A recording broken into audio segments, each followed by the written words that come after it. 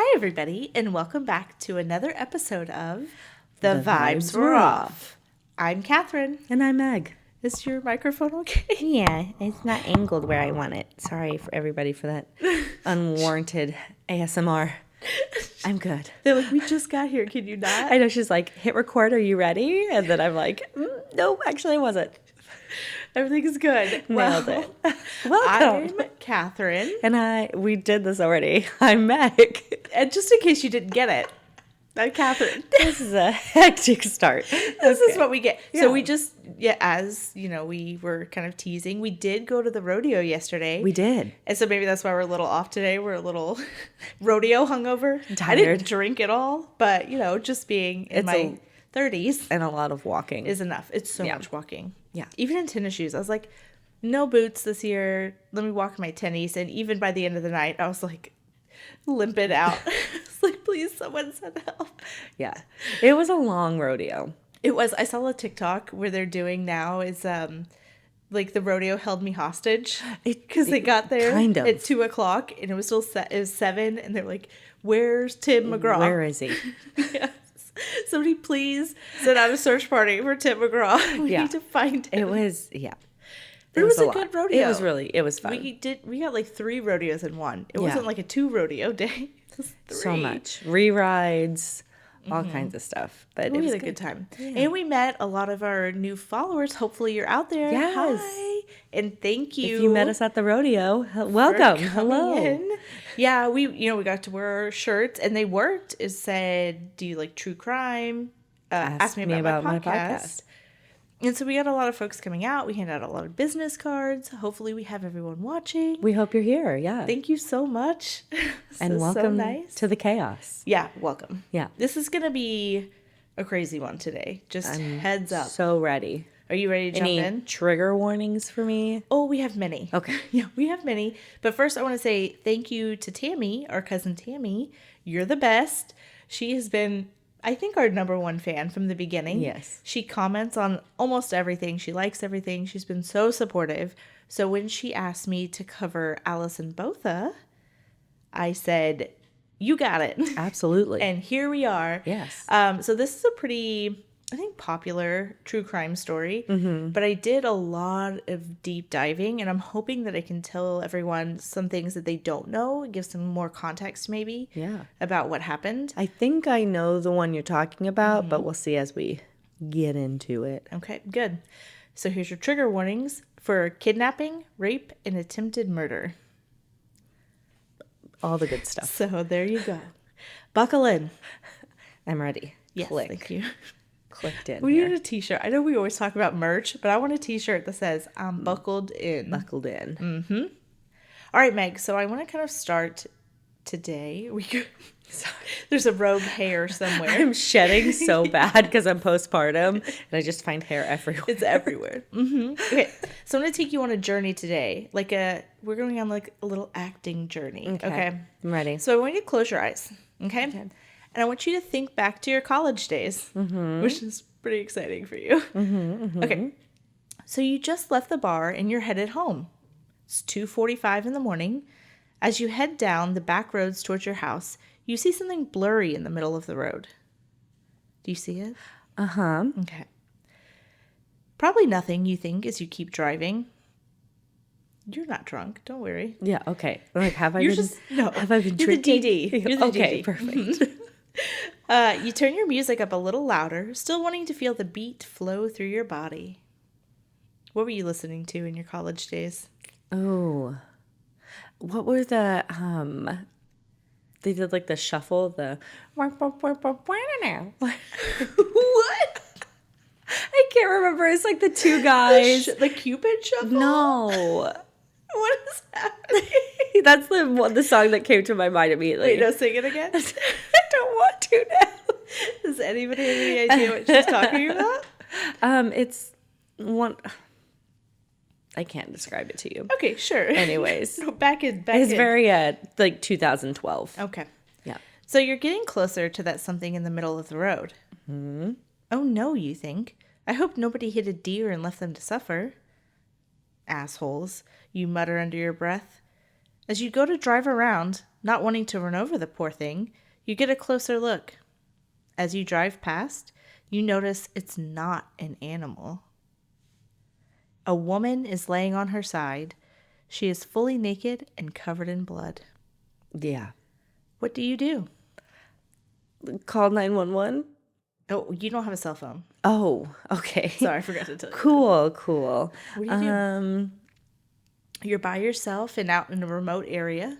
I'm DDing for myself. You're DDing Okay, for perfect. yourself. She's not moving. You don't have your cell phone. And a noise startles you. And you realize there might be a killer out in the tree line. I'm not getting out of the car. Like, I want to help her, You want to be... but I'm not the hero. You know what I mean? Yeah. Like, I think the best thing I could do would be to, like, drive as fast as I could to, like, the nearest thing to have somebody call for help. Okay. That's my answer. Perfect. If you were the first car who stumbled across Allison, you sped away. Yeah, So, that was me. That was you. But don't worry. Go get help. Yeah, you're getting help. Yeah. Maybe they were too. We don't know. Yeah. Don't worry. Allison wouldn't blame you. And in fact, she understood that the person in the first car was probably scared. Yes. Thank you, Allison. That's right. This woman is a badass survivor. Now, how did we get here? The night of December 18th, 1994, a 27-year-old Allison was returning from doing laundry at her friend's house. It took longer than anticipated because, like all girl groups, they had like a little game night. Yeah. And they were hanging out. And she was like, this is bad. Maybe like a little wine, doing some laundry. Yeah, I meant good. I said bad. I didn't mean to say bad. Like, I was going to say badass again, but I just said it. So I was like, I have to stop saying bad. So they were having like a fun girls' night. She got her laundry and she was going home, right? So it was a little late. Yeah. So it was longer than anticipated. And by the time she arrived home, her normal parking spot was taken. I hate that. The worst. No worries, though. She would just park further down the street. When she turned to gather her clothes from the back seat, a man appeared at her car door. What time was it exactly? Like in the evening? It was like midnight-esque. Okay. Yeah. Trying to set the scene in my head. Yeah, it's very dark. Mm-hmm. So that man pushed a knife through her open window and demanded that she let him in. What would you do? First of all, I don't think I'd have my windows down. Yeah, roll up the windows. But honestly, what are you going to do? Yeah, that's it. So Slide on over. She sure did. She complied and scooted over to the passenger seat. Now, a reminder here, this is in South Africa. So Allison is on the right. She's driving on the right. She scoots to the left. So she scooted to the left. Yep. Yep. So the man hopped in and explained that he only needed to borrow her car for about an hour and he would leave her alone. Yeah, okay. You don't need me then. Bye. I said, can I get out? Right. Can we leave? Just let me hop on out real quick. I will be gone so fast. Yeah. You can have the keys, whatever else. You can have Anything the in laundry. here. Yeah. Please take it all. Just me is going. So the abductor made small talk with her, asking if she had a boyfriend. I hate that. Like, don't come at me with a knife and then just be like, so how was your day? It looks like you did laundry. How'd that go? No. That's psycho. weird. He's a That's psycho. weird. So he kept up the small talk. He told her his name was Clinton as he drove her further and further out of town. Allison described him looking with increased franticness for someone or something. After a few minutes, he breathed a sigh of relief as he found what he was looking for. Or rather, who. Another man jumped into her car, this time in the back seat, and tensions grew. So at that point, be like, okay, great. Is that what you needed? Can I leave now? Oh, you're getting in the car? Let me get out. You can sit in the front. Make some, right. Absolutely. Let me make some room for you. Ugh. So at this point, Allison knew this was not just a carjacking, and she said that when she caught the newcomer's eyes in the rearview mirror, she said he had dead, cold, evil eyes, and she knew she was in trouble. Yeah. Because you're like, okay, this is what this is. Like, this one's not even trying to make small talk. Right. Exactly. He's like, you're not even here. He's like, not even probably like registering her. Right. As a person. Yeah. The now trio drove out of town until the last streetlight evaporated. I hate that. I also was going to say, though, because like in this situation, he had to know he was this Clinton was coming in a stolen car or like with a person. Right. Because to get in and not even react, not even be like, hey, who are you? prepped, Or anything. sure. Like, you know she's going to be there, and it feels like they know They planned what for they're sure. doing. Yeah, absolutely. Which I just hate for her. Yeah. So they drove around and found a remote enough location to park. He pulled over, shut the car off, and forced Alison to perform oral sex on him. The other man got out of the car to smoke as she was brutally raped. Alison talks about the shame she felt as her body, reacted involuntarily to this monster because that emboldened him. Mm-hmm. He repeatedly assaulted her, claiming she liked it. Mm-hmm. But during the assault, the other man called to him, but he didn't call him Clinton. He said, "Hey, Franz." Okay. Oops. So Yeah. Alison tried to hide her shock, but it was too late. Her fate had been sealed. Mm-hmm. She couldn't be allowed to live now that she knew his real name. Which, honestly, he probably wasn't, like, gonna let her Right. live anyways. But now it's, like... For sure. Final nail. Mm-hmm. Yeah. Sorry, this is very... Well, not super off topic and maybe inappropriate. But... Coffee break. Because we can't control our bodies, right? Mm-hmm. Like, we do whatever is gonna, like, help lessen the harm to us. Right. Absolutely. But I kind of wish we were like, I'm pretty sure it's ducks or something like that, but like there's spikes inside. Mm-hmm. And I'm like, man, I wish evolution maybe had that. Yeah. Take some notes. Right. So we could protect ourselves. Like like a mechanism that you could like, I don't want this, and it would hurt them. Yeah. Or even an invention. I bet we can come up with something. No, they made condoms like that. Not but again, like the man. Condoms. Oh, see. So that's like going out and there's like a high risk something could happen. You just have it in there, and that's smart. But also, but why do we have to have these things? Yeah. Right. It's so terrible. Yeah. Well, kudos to whoever came up with that, because smart. Mm-hmm. So this was Franz de Toit. What? Say that again. Franz de Toit.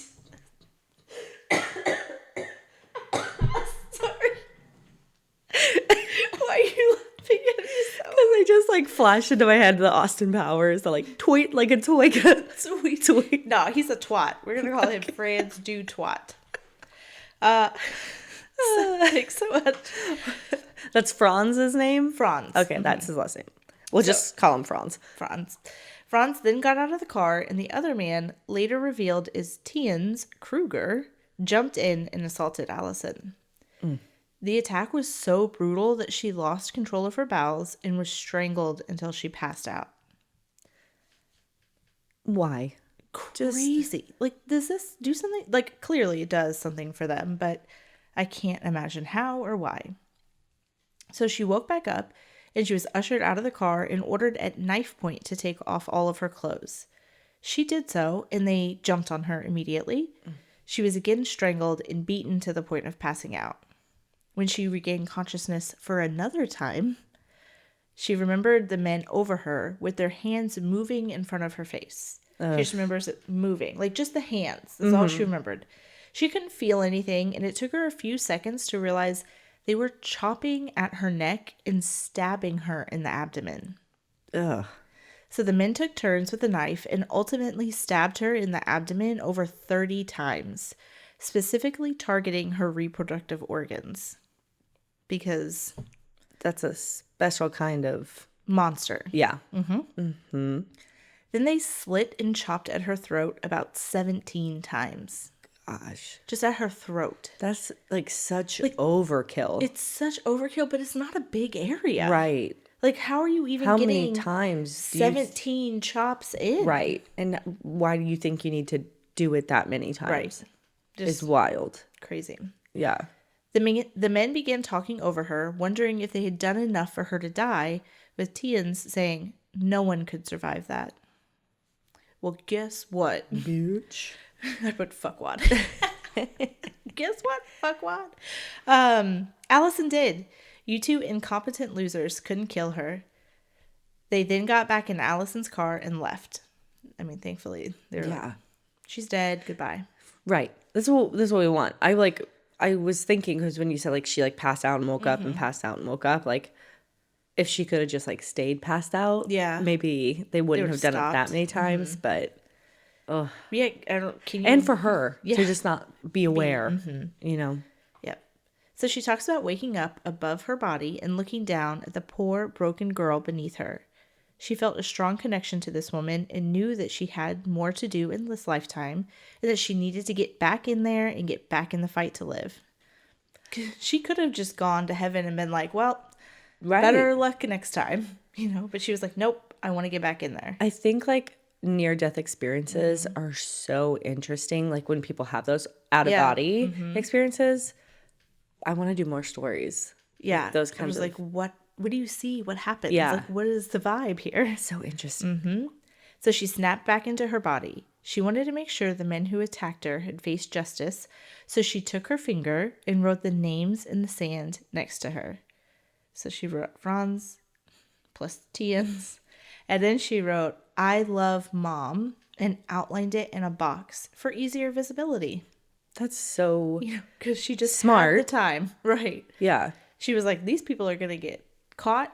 Here you go. Yeah. There they are. That's crazy to like to have that kind of like wherewithal. And After all of that. yeah, to even think about that, because I wouldn't even think about that. Yeah.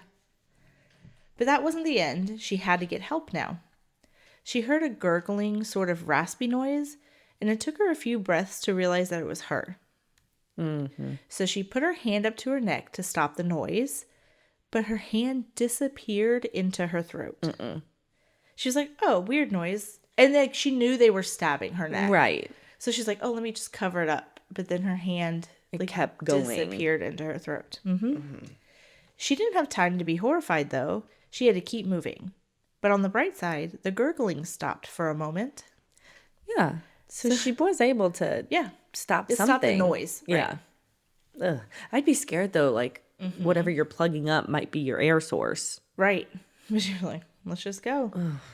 Gathering her strength, she managed to get to her hands and knees and crawl a foot in front of her.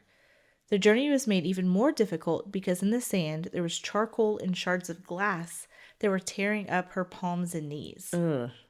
So were they like, It's like near a a beachy beach? area. Yeah, that makes sense. But another problem presented itself quickly. She felt warmth on her legs, and when she looked down, she saw her intestines were hanging out of her body. I'm out. Yeah, that's when you're like, can I get back up into the spiritual plane? Maybe I please? made just Just let me get back up in there. Thank you so much for trying. Well, and you're like, okay, solved this. Now you're like, what do I do with this? Yeah. And you still have to crawl and get out of there. And not crawl on top of your intestines. Yes. But she knew this was an issue, and she looked around for something to wrap them in so she could keep moving. Like, she didn't have time. She was like, we're getting to help. I hope that I would be like find that this. strength. I just don't know. Yeah, but I mean, we talked about I got tired of the rodeo. I was talked about it. I'm just gonna sit in the stairwell and die. That's it. There's like a stampede of people coming down the stairwell. I'm like, I need a break. Yeah, really. We talked about it in the grizzly bear episode. Like, Yeah. I really don't think I could climb it. Like, No, I don't think I could get up a tree. No, In a life no. situation. So, yeah. Good on Alison. Maybe this is my sign though. Do a little more. We keep saying that. We still don't. Okay. Hey, if there's any like cardio companies out there that want to sponsor us, get us on a treadmill or something. I don't know. Sponsor us and we'll lose weight as a part of our sponsorship. There you go. It's perfect. And we'll climb a tree. Well, That's the end goal. Sorry, back to our story. Back to Alison. I know. So Poor she's baby. looking for something to cover her intestines in. Her attackers had left her shirt nearby, so she crawled over, grabbed that dirty shirt, and wrapped it around her abdomen. I mean, like stuffed her intestines in there, and wrapped it around. Thank God it was They threw near. her shirt out. Yeah. Yeah. Now that her insides were covered, she kept moving. But her crawling was too slow for how quickly she was losing blood. She had to move faster. Yeah, I also wasn't really thinking about that. But if your intestines are hanging out of you and like you can put your hand in your neck, you're probably bleeding out pretty quickly. So she made the decision to try and walk. Okay. So she's going to walk now. Yeah. So as she drug her feet underneath her, she was able to get upright somehow. But a shocking new problem came. Do you want to hear about it? I guess so. I mean, you don't have a choice. I'm just thinking about if I got on the ground right now, I would have a hard time breathing.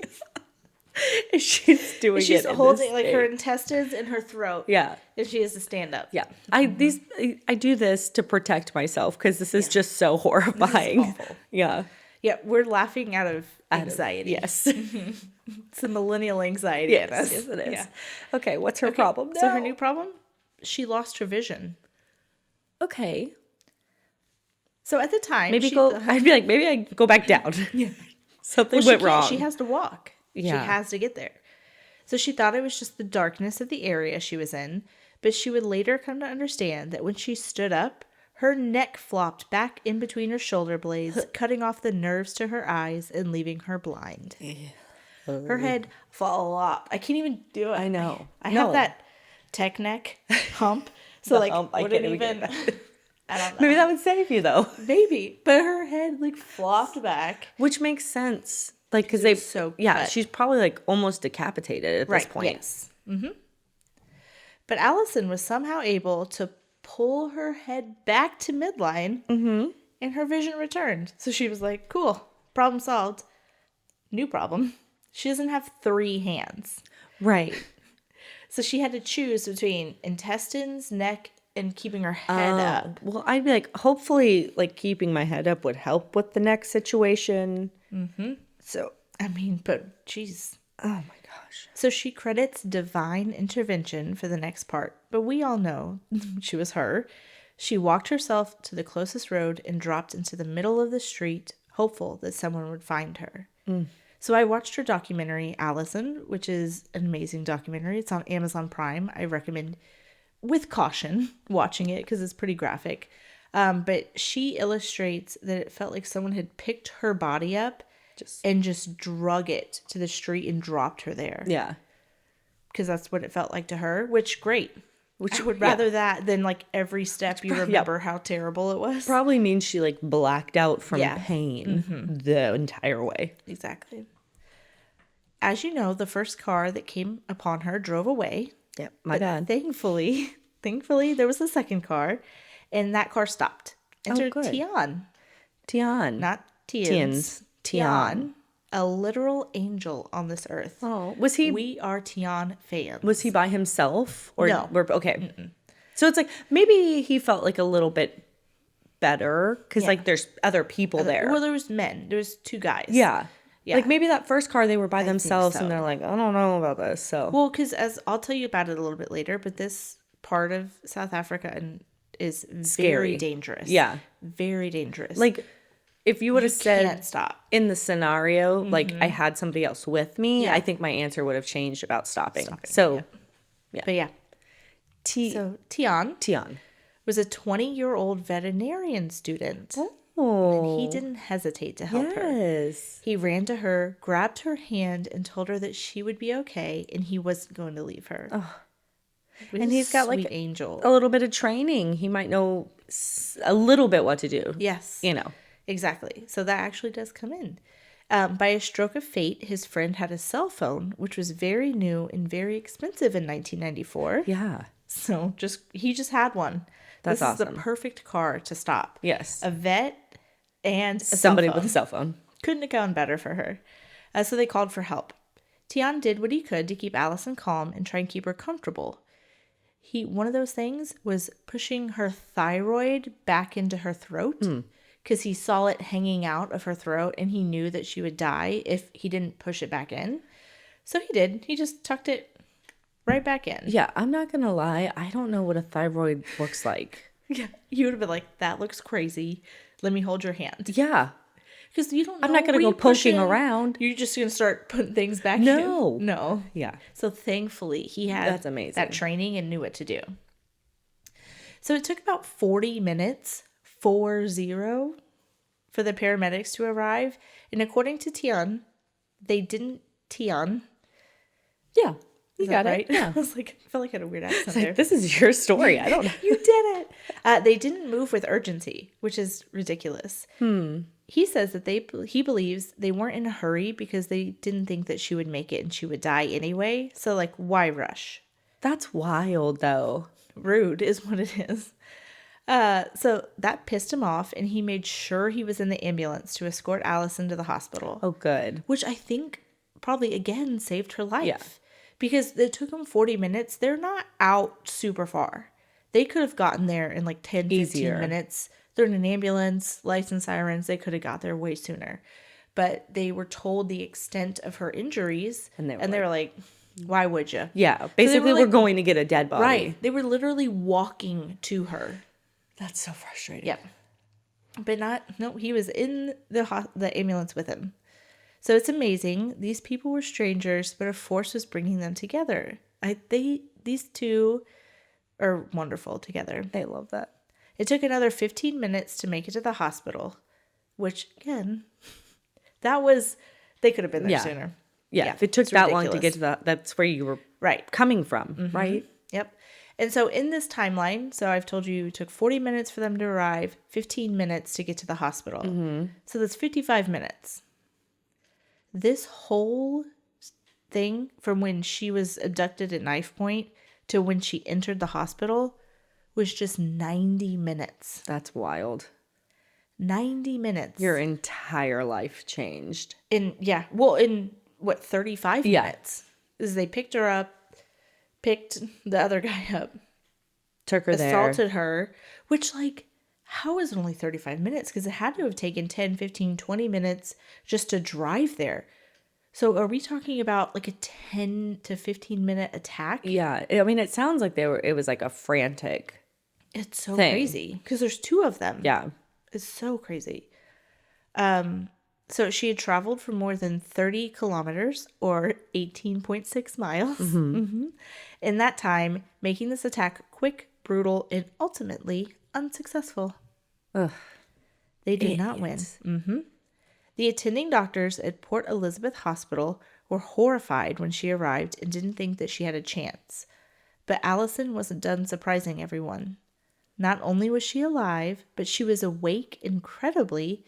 She was able to sign the consent forms for surgery, and she wrote down her mom's name and phone number. That's, crazy. They showed it on that documentary. She just wrote, like, her signature and then mom and then her phone number.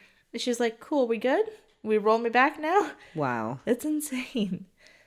Once doctors were able to get her into surgery and assess the damage, even the battle-experienced doctors were shocked at the damage. Her surgeon said, quote, "I've never experienced the horror, brutality, mindless destruction of a human being." Yeah. Unquote. Like, how many times was she stabbed? Like 35 in the abdomen and 17 in the throat. Yeah. Yeah. And horrifying. These are doctors who have seen war and, like, car accidents and everything. And they were like, this is the worst thing I've ever seen before. Yeah. The cruelty struck everyone. So securing her airway was difficult, obviously, because she was breathing through a gaping hole just above her collarbones. Ugh. Like, that's... Yeah. Ugh. So awful. Ugh. Well, yeah, because everything else was severed, so that's...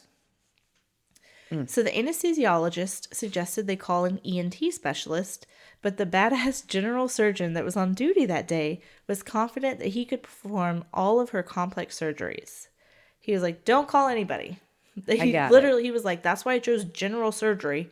I can do everything. That's amazing. Yeah. Well, he probably didn't want to waste any time either. Like, waiting for somebody to get there, for them to get caught up on what's happening with her. He's like, she's got a better chance of surviving if I just do it. So Dr. Angelov meticulously went through every inch of her intestines, making sure they were clean. He picked bits of sand, charcoal, and rocks out of the loops of her small intestine. Thankfully, the idiots who meant to destroy her reproductive organs missed them almost entirely. Yeah, well, because they don't know women. They're stupid. They don't know where they're just stabbing, and they're like, this should be where it's at, right? Right. Mm-hmm. She also had multiple stab wounds to her lower pelvis and chest closed. When it came to repairing her neck, there was absolutely someone looking out for her. The muscles in her neck were almost all severed, but her jugular veins were intact. That's amazing. How? I have no idea. Yeah. One of the doctors said it was like they were made out of titanium, and that because they must have just bounced off of the knife or something. Yeah. Because there's so much damage to everything else. Yeah. Severed. Yeah. But not her jugular veins. It's crazy. It's a miracle. The nerves in her neck and her esophagus were also largely untouched, which is crazy. Her windpipe was almost severed, though, and her voice box was damaged, changing her voice forever. And her larynx had to be sewn back together. Mm-hmm. Yep. All of that carnage, but Alison made it through surgery and she was awake in record time. Her mother and family had flown to her hospital room. Not airplane, but like zoomed to her hospital room. Okay. But guess who was also there? Our little vet. Yeah, it was Tian. Yeah. So he had kept his promise and stayed with her the whole way. It was the start of a lifelong friendship between the two of them. Oh, yeah. I mean... Because that's your best friend. Yeah. You're best friends now. Yeah. That'll connect you. That's it. The next morning, 2 police officers showed up to her hospital room to ask her about the attack. She was ready. She was like, I got it. I know exactly who they are. So she was shown a photo lineup. It was able to easily pick out her attackers. And just to make sure everyone knew who they were, she wrote their names on the back of the pictures. That's crazy. But also, kind of crazy they already had a lineup with these guys in it. Yeah. Oh, well, these guys are known to the police. Obviously. They heard about this attack and they were like, oh. Hold on. We got a few people. It might be. She wasn't able to talk, obviously, because of the breathing tube in her throat. And police already knew these two. They had run-ins with law enforcement before. Sadly, they had both previously raped women and were actually on parole for one of these assaults. Shocking. I can't believe parole didn't wake them up and be like, maybe we should stop raping people. No. They were like, oh, great, we're out. Let's go do it again. Exactly. So police went back to the police station. Mm-hmm. Police to the police station. Police usually go to the police station. The police and their police station. station. So good when I wrote it out. Thanks, just making sure you know which station the police went to. Station. They went to theirs, the police station. To gather evidence, thank you, in hopes that they could be arrested. But the prosecutor said they needed more. Then her eyewitness account saying and writing their names, she knew their names. Yeah, they did not tell her their names. Right. And she wrote the correct name on the correct picture. So what more do you need? Well, thank you for asking. Okay. They needed Alison to verbally identify her attackers. Because that makes it more... It's ridiculous. It's so ridiculous. Credible. Mm-hmm. I almost said creditable. Right. Creditable. Credible. Yep. If you say it rather than write it down. Mm-hmm. Honestly, that feels backwards. Because when you confess to something, they make you write it down and sign it. So the police are back at the hospital, I suppose the police station, with her doctor. Thank you for giggling at that. Yeah, that was funny. And they were talking with her doctor about removing the breathing tube. Seems like they wouldn't have it in there just for funsies. Just for funsies. Right. It's doing something. But her medical team was horrified. Right. She needs to breathe, so probably not. So what, did you see her throat? What are you talking about? What are you talking about? No. They were like, absolutely not. They vehemently declined. Alison's neck was super fragile, and any disruption of the tissues could cause severe infection or even death. They didn't think it was worth it. No. It's not. It's not. But Alison did. Oh. She grabbed a piece of paper and a pen and wrote, "Take it out." Girl, no. God bless her. You survived them. Right. Like, why risk it? Yeah, because they were like, we're not going to charge them if you don't say it, which is so stupid. But she was like, no, they're not getting, she didn't survive for them to get away with it. Right. Like, that's why she wrote their names in the sand. Because she said, if I die, I want them to be prosecuted. But apparently that probably wouldn't have been good enough. No, wouldn't have been good enough. So if by some chance you weren't impressed with her by now, you should be at this point. Her throat was hacked at over a dozen times, and she was ready, willing, and able to go through the pain of removing her breathing tube to name her attackers. Oh, yeah. They didn't even know if her voice would work. Right, that's what I was going to say. Yeah. They had to, No. stitch it all up. Yeah. So, because you might have taken it out, but could she even talk? Yeah, they don't even know. So she's literally risking death. Just for a chance. To a chance to name them. Ugh. And, what if they're she whispers, Franz. Right. They're you got to say it louder. Or what if she that's all I got. Wasn't able to say it? What do you do now? I guess just not prosecute. It doesn't make any sense to me. But I'm not South African, so maybe I just don't know the rules there. Right. So the doctors reluctantly took the tube out, and she whispered, "That's wonderful." Oh. She felt good. Said, Yeah. Then she took a deep breath and said, "My attackers were Franz and Tien's." As I wrote and told you multiple times. Remember many, many times. Told you those were those guys. So she did it. She had a long and very painful recovery ahead of her. She had many surgeries to repair her abdomen and neck. After one of these surgeries, her friends were allowed to see her, and they described her as looking inhuman. Yeah. She was so swollen with tubes and wires coming out of everywhere. All of the blood vessels burst in her eyes, so all they saw was red when they looked at her. Right, because of the choking and oh my gosh. Mm-hmm. But Alison, being the amazing human she is, grabbed their hands and told them not to cry.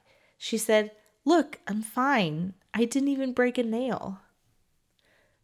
Isn't that... Don't look up here. Look at my nails. Look at my nails. They are intact, girlfriend. Were they? Yeah, they were. So her friend amazing. said she looked down at her nails, and she had scratches and bruises everywhere, but her nails were pristine. Not even a chip. That's crazy.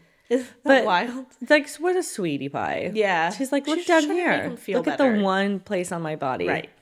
That is not crazy looking. Mm-hmm. But amazingly, she only spent about 3 weeks in the hospital before she was discharged. She went home to her mother's house to recover and heal. So many people in the community chipped in to help her and her family. It was this that inspired Alison to take out a full-page ad in the local newspaper to thank everyone. She was worried she wouldn't be able to write all of the thank you cards to the people who sent her flowers and helped her out financially and sent her well wishes, so she wrote to them all through the newspaper. That's so sweet. She was like, "My hand's real tired, you guys. Can I just do a blanket one?" Yeah. Please? Which is so more nice. than anybody wanted from her anyway. Right. Nobody was anticipating a thank you card. We're here to support you. Right. And she's worried about thanking Making them. sure they know that they're That's appreciated. So How do you... I don't know how she is so amazing, honestly. love After that. all of that stuff, she was like, "I need to make sure you feel thankful." Right. Or, Just in case you didn't know. Thank you so much. Right. Mm-hmm. Alison. She's so great. Allison had many follow-up surgeries with plastic surgeons to reduce the scarring to her neck and abdomen. Oh, I'm sure. Yeah. And she remembers this time as pain. Just pain. Yeah. Unimaginable, unending, overwhelming amounts of pain. The internal scar tissue had grown and it was unbearable. But she had to stay strong because during her recovery, she was made to frequent visits. Oh, she was made to frequent visits to the police station. There she is. There it is. I brought it around. You saw police station and you panicked. You're like, I can't say it again. I can't go police station again. She was made to visit the police many, many times to discuss her case, which is so crazy. And we'll get to it in a little bit more. But victims' rights and things that the victims have to go through after something like this is so insane. Yeah. She did everything she could do. Right. What do you need from her? What more do you need? Stop bothering her. Right. She has surgeries. You know what happened. She's told you who did it. She's probably told you the story at least a couple times by now. Oh, many when times. she was in the hospital. Mm-hmm. Why do you need to keep following up with her? Yeah, it's ridiculous. Yeah. Well, isn't that what you said? This is 94. Yep. I wonder, you're going to tell me about what she went through, but I wonder if there's been any reform made since then. Yeah. I hope so. We can hope. Yeah. So she talks about being forced to go to different police stations and expose herself to many officers and legal professionals because they needed to photograph and track the process of healing. I'm sorry. What? Yeah, so she was made to take off her pants because she was stabbed in the lower abdomen. No. Yeah. And photograph it. For I don't know what reason. It's ridiculous. It's silly goose behavior. Listen. That don't make no dang sense. You think that doesn't make sense? Wait for the next line. There's more. They also, for some awful reason, plucked her pubic hairs more than once. I want to investigate the officers doing this. Yeah. Like, what? The only need for pubic hair that you would have is DNA. Yeah, at the beginning. But she showered many times since then. Right. Why do you need more pubic hair from her? It doesn't make any sense. No, it feels like they're trying. This is to break her. Terrible. It feels like they're trying to get her to be like, I don't want to do it anymore. Right. Stop. Don't do the investigation. Because for what other reason would you need to do that? Yeah, it's insane. And unfortunately, women were just not treated fairly in this part of the world in this time. And she just had to put up with it if she wanted her attackers to face justice. Yeah. Well, and I'm sure the whole time it's happening, she's not thinking of herself. She's thinking of who their next victim is and protecting that person. Yep. So one time, she was basically yanked out of her workplace and taken to the police station to identify her attackers in a lineup. Like, they're supposed to give you advanced warning so you can prepare yourself to look at the men who did just this tried to kill you. Yeah. No. And, like, you think, we could make it a convenient time for me. Right. Not just like, you got to come with us now. Right. And, like, because if I work. Right. Because I'm finally getting back into, like, my routine and, like, trying to feel like a human again and have this not be my identity. Yeah. And then you, like, bust into my work. So anybody who wasn't aware of it now is like, what's happening there? Exactly. So she was drugged into a small and overcrowded room, told to look through the one-way glass and identify the men who tried to kill her in front of news cameras and many just onlookers. Yeah. He's like, hey, do you want to see some fun stuff? That seems like it would be... Shove yourself into this room. I feel like, at least in the United States, I feel like that would be, like, instant, like, mistrial. Because there's other people there that could, like, influence or... Right? Wouldn't that be a big problem to have? Well, I don't think they gave a shit people at all. there? To be frank, I don't think these police officers cared at all. They were just like... I think they were more mad at her for making such a big deal about it because this story had like gotten picked up internationally. Yeah. And they're like, you're making us look bad. It's awful. Right. Right. But they were like, why are you so distraught about it? You know what would make you look good? Arresting these monsters. Solving it. Right. Putting them in jail. But that was too hard. She said they looked different, but she was able to pick both of them out very quickly. Yeah, I'm sure they tried to change the way they looked. Yes, they did. The female prosecutor, by the way, made a point of saying it was difficult for all of them. She also said that it was easier to deal with a dead victim rather than one that lived, and that being around Alison was a bummer for all of them. Uh-huh. You know, because a dead victim doesn't have emotions. Right. Or they don't have to deal with doing all of this. Mm-hmm. She was like, I'd rather they be dead. Which is very telling. I'm like, my God, you're a woman. Right. And like, but even if you think that, why are you saying that out loud? To a news channel. That's crazy. Yeah. Mm-hmm. Like, what a wild thing to say. Yeah. It's ridiculous. It's important to note that currently, in 2026, violence against women in South Africa is so rampant that it has been declared a national emergency. So let's go there. Not go to South Africa. The rate of female murder is 5 times higher than anywhere else in the entire world. And on average, I want you to kind of guess. How many rapes do you think are reported every day? Not just happen, reported. Reported every day. Mm-hmm. Oh, gosh. Okay, I'm kind of stupid, but I don't know like the overall population of South Africa, but I feel like it's a pretty big country. Yeah. I don't know, like 50? Okay, it's 124. Okay, that's a lot. And that's every day. That's just reported. That's just reported, which means it's probably A double lot that. more. I wonder what it is in the US. Yeah. Ooh, I'll have to look it up. Yeah, I probably don't want to know. Yeah. So South Africa is a very dangerous place today to be as a woman, and it's improved since 1994. Right. So think about that a little bit. But now that they actually had suspects, the trial was set to begin. Because remember, they took out her breathing tube because she had to vocally Name them. Mm-hmm. But that still wasn't good enough, if you remember. Because then they drug her out of work, Right, and to do had the her lineup. identify them. So she's now identified through picture and wrote their names down. She's verbally accused them, and now she's physically accused them and picked them out of a lineup. Right. And they were like, "Oh, Okay. now we'll go pick them up."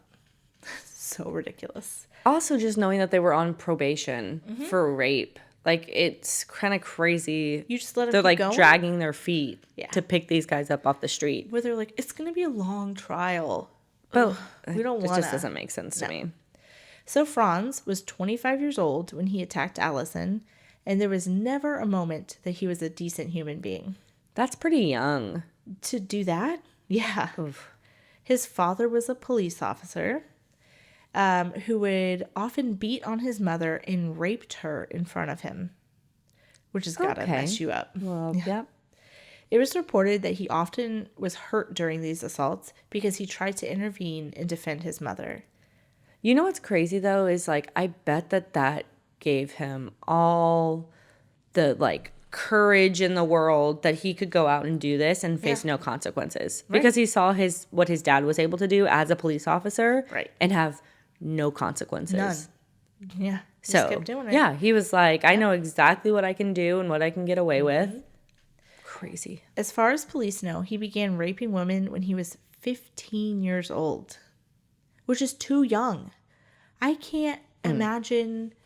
I mean, I'm not a boy, but when I was 15, like, sex was the furthest thing from my mind. Right. Well, and even if it's not. And like, yeah, even if it's not raping someone. Yeah. That's so what's wild. I can't imagine. But I guess, like, maybe, like, that's the only way. Well, if he saw it, yeah. He thinks that it can happen. I don't know. I mean, I don't know. I don't care what trauma you have, though. Not like, when you okay. do something like that, there's no explaining it. Like, if you have that much trauma, like, you need to be locked away then. Yeah, you're not set for society. Right. So he failed ninth grade twice, then stopped trying and went to go hang out with criminals on the beach. That was his thing. He liked to go do criminal And I activities. guess his police officer father was like, whatever. It didn't care at all. Nope. Okay, perfect. So somehow he got married in 1992 and he had a son with his wife. So that's just, what, 2 years before he did this? Yes. Yeah. So he had a little baby at home. But also, like, he was out on parole. Uh-huh. Mm-hmm. So he putting it must have, together. like, got married, had a baby, raped somebody, gone to prison, got out of prison. No, he didn't do any prison time for it. Oh, he just got parole. Yeah. Mm-hmm. Okay, that makes me even madder. Yeah. But, No, okay. but he's been continuously raping people since he was 15. Right.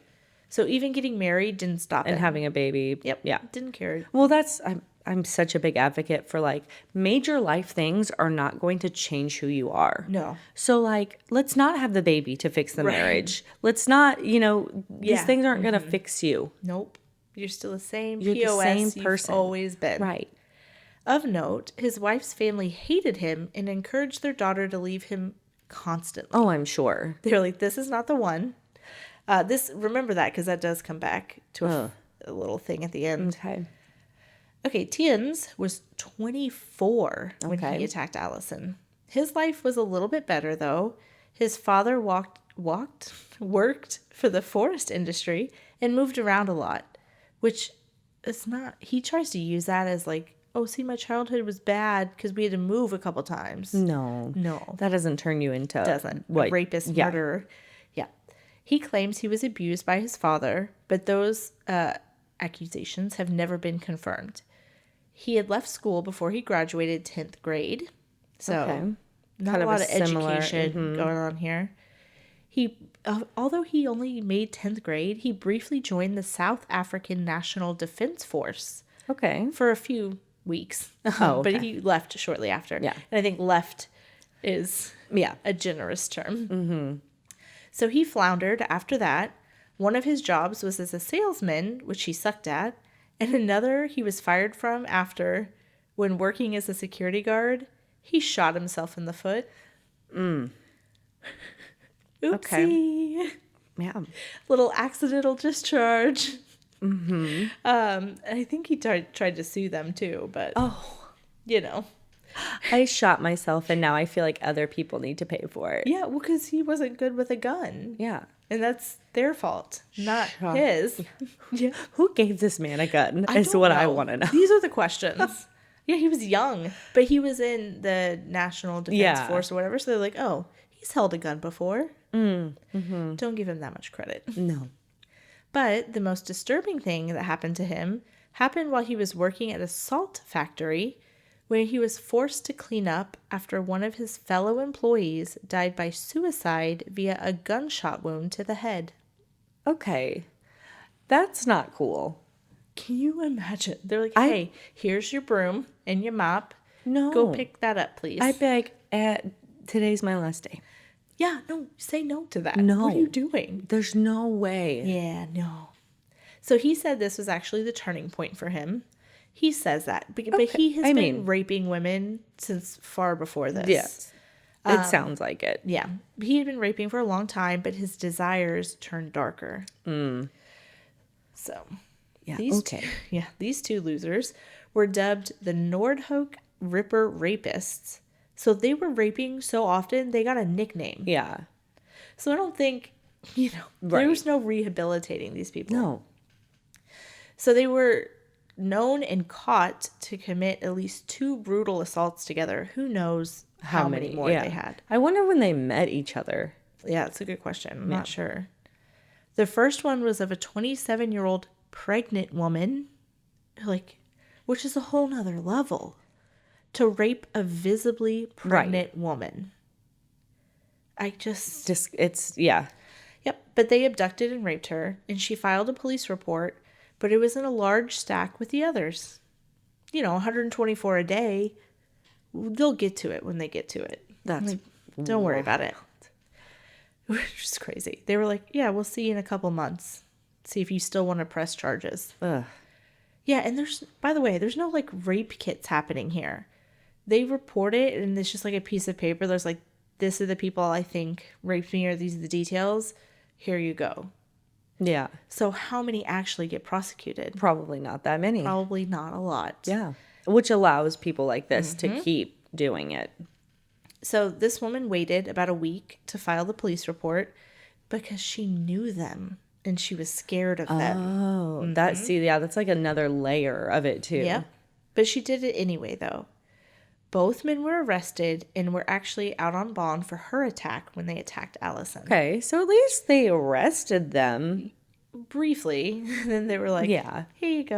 But, you're back out on the street, even though they just raped a pregnant woman. Right. They were like, nah, you're fine. And then, of note, they were actually actively threatening to kill the pregnant woman if she didn't drop the charges against them. Which probably led to them okay, well, we're going to pick up somebody else, but we have to make sure she's dead. She can't So talk. she can't talk. Yep. Yeah. Honestly, after that, they probably were like, okay, now we killed somebody. We know we can do it. Let's go kill that other one. Wait, which one are you talking about? The pregnant one. Yeah. Yes. After Allison, I'm sure they were like, okay, let's go do the other one now. We can do this again. This was fun.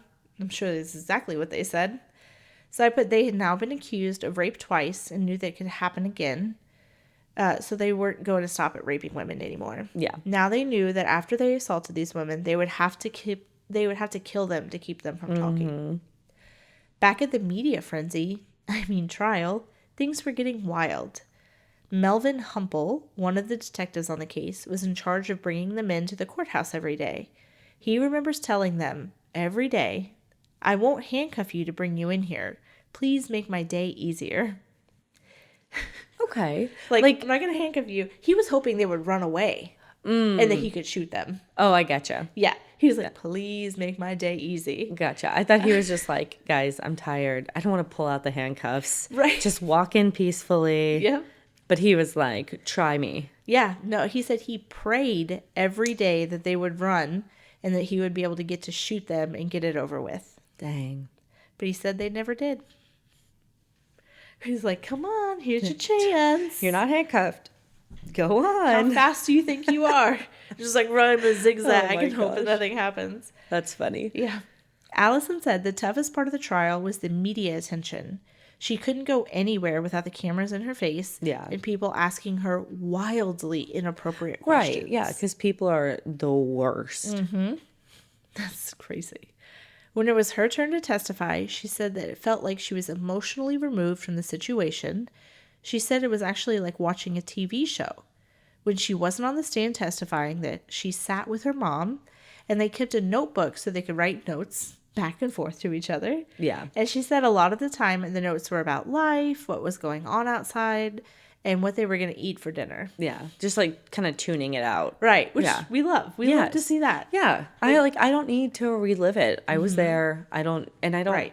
I don't want to hear other people attack me either. Right. Because I'm sure they're asking. Like, she asked for it. crazy She deserved things. it. Right. So Judge Chris Jansen oversaw the case and noted how wild the trial got. He said that Franz would often be admonished for staring at him, like staring at the judge. Trying to like intimidate him? Yeah, I guess. Okay. Maybe that's not the person. It didn't work. Obviously, like, you're a little B-word. So at one point, Franz asked for a priest to perform an exorcism. Oh, now he's possessed. So I put throwback to our nun story. Right. Go listen to that episode. It's episode 18 if you want to go listen to that. Surprisingly, though, this was approved and a priest was brought by for evaluation. Okay. I mean, I guess like maybe it's some kind of like religious protection. Like if you ask for a priest, they have to give you one. All the rights for the Right. perpetrators. Yeah.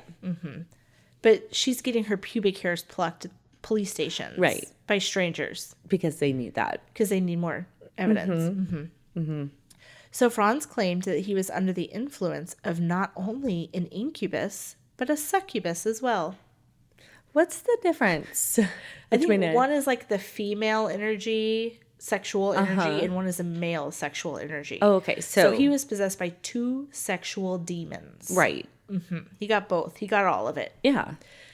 Blame the demons. Yeah. No, he is like super demon. Yeah. Yeah. But he's never mentioned this before. No, this is new. Okay. I might take a little sip break over here. So after an observation period, the priest declined to move forward with the exorcism and recommended a psychologist. Yeah. You're like, this This is not for me. is not religious. He is, I'm going to say with pretty much certainty, not possessed. Yeah. But he is a little messed up in the head. So psychologist. So the psychologist diagnosed him with psychopathy and narcissism. There it is. We found it. There it is. So Kruger was also evaluated, and it was determined that he had borderline personality disorder and an antisocial disorder.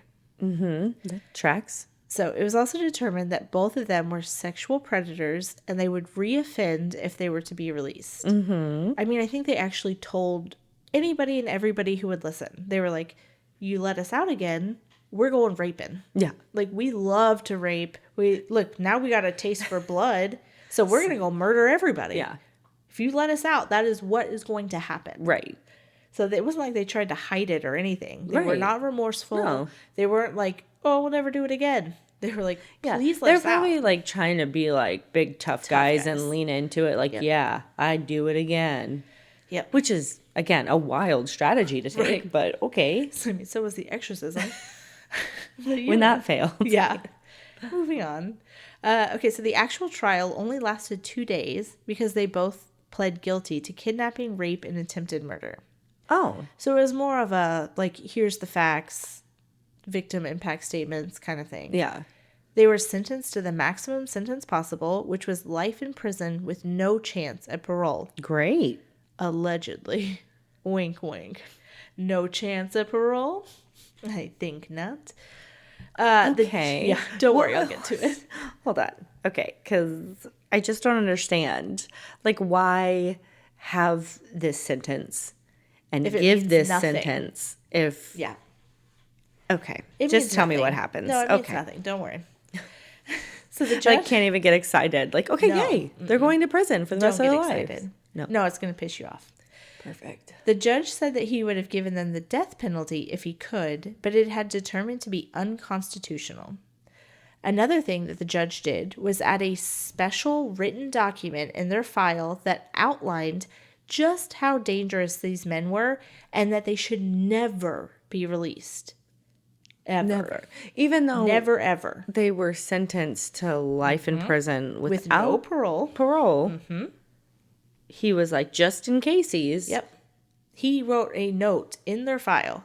Okay. So it's something he had never done before and he never did after and is now retired. Honestly, it feels like it kind of showcases maybe how messed up the justice system is in that country. I mean, also in the U.S., we got problems.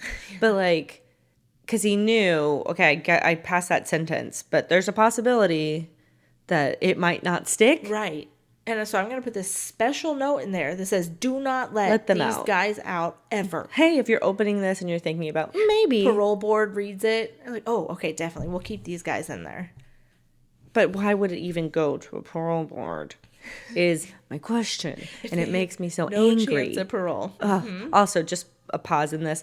I don't know if I sound nasally, but the pollen right now I said the same thing. is crazy. I'm So if trying you're to be listening to brave. this and you're like, what's wrong with them? The pollen. It's the pollen. Okay, sorry. Just had to pause because I'm over here you. like struggling to breathe. Perfect. Okay. Okay, so as they were walked back to their cells, Tien yelled, quote, "So here I go, fuck you all," end quote, All right. and banged his head off the concrete walls. Okay. But too bad he didn't get seriously hurt. Yeah. That's unfortunate. Yeah. He didn't even get commit it. enough. He didn't. Yeah. No. Okay. Franz took this opportunity to try and get his in-laws murdered from prison. Whatever, because his in-laws didn't like him. Right, but what to go after them? I feel like Well, what? He's got so much time. why not? What else would he do? I mean, obviously I don't want him to go after Allison or like the judge or something, but that makes more sense than your in-laws. I don't know. He was pissed about the in-laws thing. He's just angry. Yeah. Okay. Allison, though, slipped back into her normal life. The media attention slowed down, and she had to face her emotions and feelings.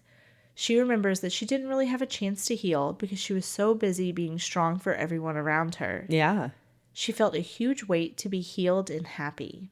I can't imagine that. Yeah. Because everyone needs you to be okay. Right. You can't be sad. You can't be upset. When I'm sure like you've been going just to get to that point. Right. To have, them put in jail.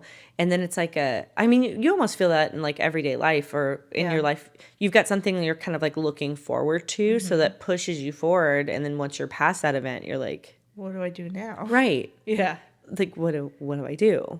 And like that times 1,000 Yeah. for her. Because now she has to really think about her injuries and Right. like not only her body, but like her mind and like fixing that. Yeah. Which is a tough thing to do. Yeah. So she met with Nelson Mandela and was asked to speak at some small venues about her survival story. Oh yeah, That's they were parading crazy. her around South Africa. Right. Like, look at It's this like a survival champion story. for like Right. women's justice and Right. yeah, I'm sure. But she fell into a deep depression, which like it's gonna happen. Right. Well, because everybody's telling you you're so brave. You're amazing. All these things, and she probably doesn't feel that inside. Yeah. Yep. So she stopped caring about everything. She didn't care about work or friends or even eating. Yeah. But one day, a friend of hers invited her to speak at the Rotary Club. She didn't want to go, and she hated public speaking, But she did it anyway. She didn't want to let her friend down. So she was like, okay. She didn't want her attackers to get the last word either. So she went. And surprisingly, after she stepped off the stage, she felt better, lighter somehow. So she did it again. And then again. She had found her purpose and began to heal. She was able to start a business and make a living. Yeah. Like, isn't that That's amazing? good. So after like, because that probably hit different than like this kind of media tour. Right. Being kind of paraded around and almost probably having people speak for you. Like people tell your story and say, here she is, look at her. And maybe you get to say a couple words or wave hi. This is like a smaller, intimate setting where she got to narrate her own story. And that was probably very liberating for her. I think so. But I love that. Right? Yeah. And she was able to make money and have a living and do these things. So she would start at the smaller meetings, but she worked her way up. She would go on to speak at many conferences and conventions, telling her story of survival.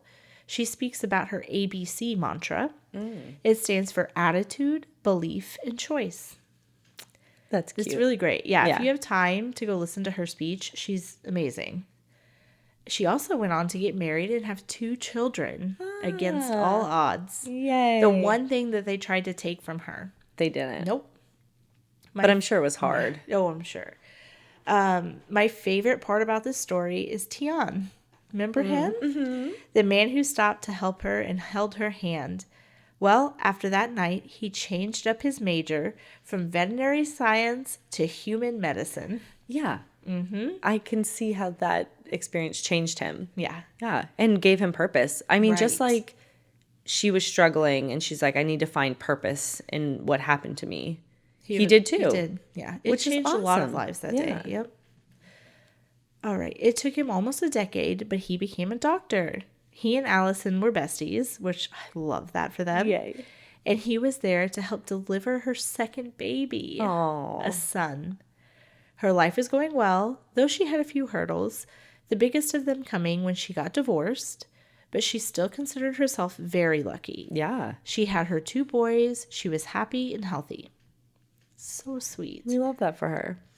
One strange and awful thing was that Franz had gotten engaged to a woman from America while he was in prison, and which is so wild. And I know they have like the prison pen pal situation things happening, but like maybe let's not go for this one. Right. This one's pretty bad. Also, you don't want this one. Like, what are you doing pen paling or connecting with South African prisoners? Rapists. Yeah. You're crazy. She was in the U.S., right? So she's real bored. Yeah. Well, real bored. You said it went international, so the story did. That always happens, which I cannot understand. Like, you know what this man did, right? But you want to that turns you on. You're attracted to him. She was convinced he was innocent. No, baby, no. No, she didn't really believe that, but that's what she told herself. So one day, Alison got a letter in the mail. Okay. From the American woman's mother, pleading with Alison to help her get him out of jail. She really had all the audacity to get a pen and paper and be like, "Dear Alison, glad you're alive. But not even that, probably though. Yeah. Can you help get him out of jail, please?" I just like imagine being Alison. Like, I'm just living my life, going about my day. Oh, there's a letter. Like, I'm sure she got letters from people all the time. And she's like, oh, one from the U.S. Like, let's see. Whose life did I change? Yeah. For the positive. And she starts reading that and just like the shock and horror of that. Yeah, I can't. The audacity. Like, what kind of monster are you? Yeah. Like, because you know she Googled it, and there are graphic pictures on the internet. There's no way. That happened to this woman. Yeah. Because of these monsters. Also, that you want your daughter to marry that? That. You see what they did to her. Yeah. Now, it's crazy. It wasn't even the woman married to him or marrying him. It was her mom. Yeah. That's wild. Well, I'm sure she cried to her mommy. And was like, he didn't even do it. Right. Can we get him a K-1 visa? Yeah, that's yeah. yeah. If I was Allison, I would have been like, I mean, I guess they're in the U.S., but like, how do I get a restraining order Yeah, honestly. on these people? Because, yeah, I would write back, do not ever contact me again. And that's what she did. Yeah. She wrote back to her politely, because this is Allison. She's too nice. She doesn't have a mean bone in her body. Oh, my God. She politely declined and asked her to never contact her again. I'm sure she was much nicer than that woman deserved. And instead of respecting her wishes, that terrible, wretched woman printed out Allison's letter back to her and sent it to Franz in prison, where he hung it up on the wall. Like a trophy. Yeah. Yeah, like here. Look, she's still thinking about me. Still got to her. Yeah. Like, why would you do that? Why do you think that's a good... It just makes me so upset. So the movie that was made about her story in 2016 was titled Allison, in which she goes to give many details and is where I got a lot of my information from. There's a part of the end where the picture goes away and a black screen is brought up. Text comes across the screen that says, Franz asked to be included in the film, but he had some requests first. You can't request to be in something with demands, right? Like, No. I feel like if somebody's like, asking this story's you, about me. if you're asking me to do something, okay, maybe I say I'll do Maybe. it given these conditions. But you can't go to somebody and be like, put me in your film and also do these things for me. Yeah. Do you want to hear what these requests were? Yeah, I'd love that. Thank you. Love to hear this. One, because there's more than one, which is absolutely fucking crazy. Okay. Number I swear one. to God, if one of them is let me out of prison, I'm going to lose my mind. All right. You're going to love it. Okay, perfect. One, Allison must write a formal issuance of forgiveness that's signed by her. Why? She said, my bad. For what reason? Yeah, because he wants to be forgiven. Okay. Yep. And number two, that he be given 50% of the profit shares from Allison's book sales and motivational speeches, backdated, of course.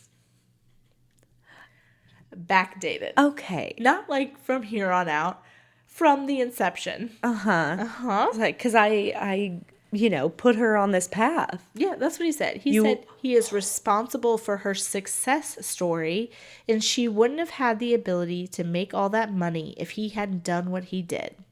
Raped and Almost murdered her. Right. Yeah. He propped her up. What? He gave her this career. What delusional world does this man live in where he thinks that he's entitled to any of that? To 50%. I'm like, you were only 50% of the equation. Right. What is So at best you get 25%. what does the other guy get? Right. Like nothing. That's wild. No. I think I wonder if he just did that to be shocking. Like, of course. Right, to another thing he can put on his wall. Yep. Of like her declining Yep. this, just to humiliate her. Well, this is the filmmakers. Right. So, But, because So- they're they're going to tell Allison. well, Like, he knows that, it gets worse. Don't worry. Somehow. Ugh. So the filmmakers were like, no, 0%. We don't want chance. you a part of this. No, like we're good. I don't even know how you found out about this. Who told you. Was it that woman in America? Yeah, I bet it was. How do you know She's this? making us look bad. Jesus. They said no. He went and then filed a lawsuit against Allison because he wanted that 50%. Yeah. So it was quickly dismissed, but she still had to go through the process of showing up to court to defend herself. Right. Which is wild. Can you imagine?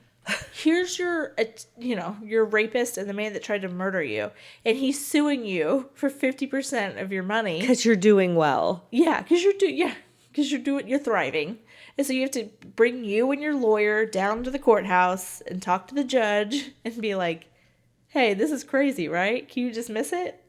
Yeah, it's ridiculous. Yeah. All right. Can you add another strap to your belt buckle, please? Okay. And please don't yell at me. I didn't do this. I'll keep my I cool. didn't do this. At this point, I'm like, what else you got? tell me. It's just insane. So this was the last contact with her attackers until July 4th of 2023. After serving just 28 years of their life without parole. Mm-hmm. I did that in air quotes if you're not watching this. Right, because obviously... Life without parole sentence. Obviously that didn't happen. With a special, unprecedented note from the judge that left special instructions to never let these monsters see the light of day again. Ever, ever, ever. Both Franz and Tienz were released from prison. Both of them. They said, you did it. Congratulations. Well, I guess if you're going to let one go. You got to let them both go. Just 28 years in prison. Not only were they released, but Alison wasn't notified. Okay. She found out from a news story. How? Can you imagine? No. Because you think a joke this justice system is. There's no chance that that's ever going to happen. Never. So you're not even, it's not even on your radar. Nope. Right? I just want to know. And then you're watching and it just ticks across the screen. And you're like, from prison. What? Hold on. Let me rewind that. Right. What? What? Yeah. Listen. I just want to know. I want to know how that even was a thing. Mm-hmm. Because I feel like there's there's parts of the jail. You keep the ones that are never leaving here ever. Yeah. And then the ones that maybe, okay. So you wouldn't even go into those files. Right. To even. Shouldn't. I don't get it. I don't understand. Did something happen with the legislation where they're we have to review all these? No. Not that you're aware of? They were just not that I know. They were. Did the jail once they hit transfer ownership and they were let's just go through all these, let's try to save some money and get people out of the prison? No, I think that once they hit a certain amount of years, you're automatically eligible for parole. That doesn't make any sense. I don't know how to say Don't say that to me, because that means without parole means nothing. Why is it even there? No, it means nothing. I'm so sorry. I would like to once again volunteer my services for a parole board. Any parole board. If you want me, I'm ready. Just don't even get her an approved stamp. Right. Really. Don't even bother. Denied. Yes. Because how do you go through this file and you're like, oh, this is what they did. Oh, what is this special note from the judge? Right. Oh, he probably didn't mean it. There's nothing they could say that would make me say, you're probably good now. No, because back out. Again, they never changed their story and what they said they would do when they got out. Right. They were like, if you let us out, we will rape and kill. Right. This is who I am. We're going to do it again. Yeah. So, Alison was rightly and justifiably terrified. Pissed off. Pissed. They had told her many times that they wanted to finish the job, and now she had no idea where they were. Because who's keeping track of them? Nobody. She fell back into a deep depression, but continued to speak out for victims' rights. Because I can't imagine because her events are publicized. Right? They're like, Alison will be here. So they're going to know where she is. At this Coliseum, at this day and this time. Right. And you already know Franz thinks he's owed that money. Right. So she had to continue just doing everything. I hate this. Yeah, I hate it so much. But luckily, public outrage was swift and overwhelming. Good. As it should be. Everyone was pissed. Because they were like, don't let these monsters back on the streets. What are we doing here? There were marches, protests, and many, many letters sent to every official you can imagine. Yeah. Mm-hmm. It took nearly 2 years. So they had 2 years of freedom. No. Can you imagine? No. They definitely raped somebody. I honestly, was hoping a little bit that, street justice was going to prevail. No. They were just out for 2 years. And finally caving to the public pressure, Minister Peter Groenewald revoked both Franz and Tien's parole in February of 2025. Wow. He was probably like, I just don't want to get any more letters about it. You guys are shut up about really it. Annoying. Yeah. I don't even think he wanted to. But he just is like, wild. I guess, since everybody's so pissed off. No, somebody should have multiple people should have lost their jobs for Yes. them even being allowed out. But no, they had 2 years to just do whatever they wanted. Yeah. I'm sure that people were injured. Oh, 100%. Yeah, the damage was already done. Ugh, including hate it. with poor Allison. Yeah. So one day in September 2024, Allison got a terrible headache. She wrote it off as a normal day and just was like, don't worry about it. Well, because she's like, I've been so stressed for probably the past year. Yep. Since her attacker's release, and stress was a new normal for her. She doesn't remember much after that, but her son found her on the floor of their bathroom. She insisted that she not be taken to the hospital for 2 more days, as she didn't want to impose on anyone. Girly pop, go to the hospital. Go to the hospital. You'll be all right. Your son found you passed out. Like, You gotta go to the hospital. Go to the hospital. Yeah. PSA, if you have the worst headache of your life, go to the hospital. That's a serious thing. Yeah. Like, really. Thankfully, she came around and was allowed to be taken to the hospital because she had suffered a major brain aneurysm. Oh my gosh. Which, yep, that's what it is. So she had to endure yet another series of surgeries, but this time on her brain. Yeah. Thankfully, though, Tian flew to her bedside and helped her recover. What a little angel. But Tian is just like, we love Tian. He's like, you need me again? I'm there. Yeah. I think he is an anesthesiologist, so he was like, I got you. Aw. We'll do it for you. Wow. But once again, she was facing a hard and unsure future.